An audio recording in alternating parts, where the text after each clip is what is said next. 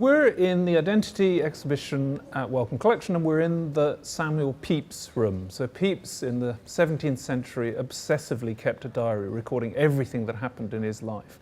And what we thought would be interesting is to gather together other moments when people have written and thought about their own lives and effectively told themselves about themselves. This is the diary chair from the diary room from the Big Brother programme, and of course, as everyone will know, those agonising moments of people begging to go home or being rewarded for their moments of glory, but also that sense of, again, they go into that room, they're absolutely private. It's as if they're just talking to their own soul, but there happen to be 10 million people looking at them at the same time, and that confusion about whether we are who we are just within ourselves or whether we're through Facebook and Twitter sharing every moment of our lives with everybody who might be interested in looking at it is something that captures what's going on today.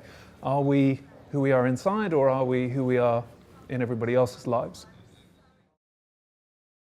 We're in a room that is about twins. I think we're always fascinated by twins because the temptation is to see them almost as the same person.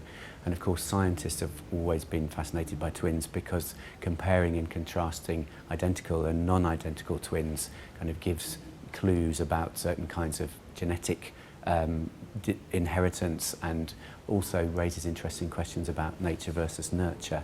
So they're fascinating to scientists, and I think they're always fascinating sociologically to look at two people as on the wall of twins behind me and to see how similar or how different they are, and of course how differently they present themselves, sometimes presenting themselves very similarly to their twin and other times kind of asserting their own individual identity.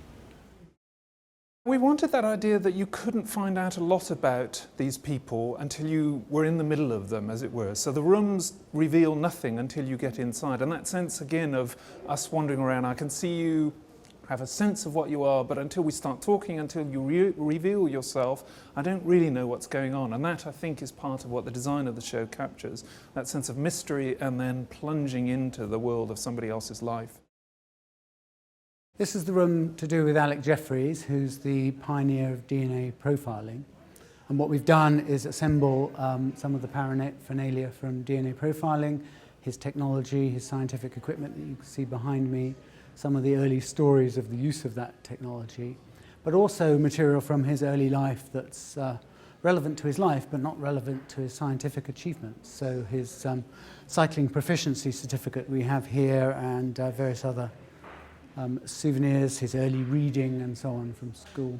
And also I see a story from The Guardian actually giving first details of DNA fingerprinting. Yeah, that's a key story because it comes out just a week after Alec's Nature paper came out with the breakthrough described in it.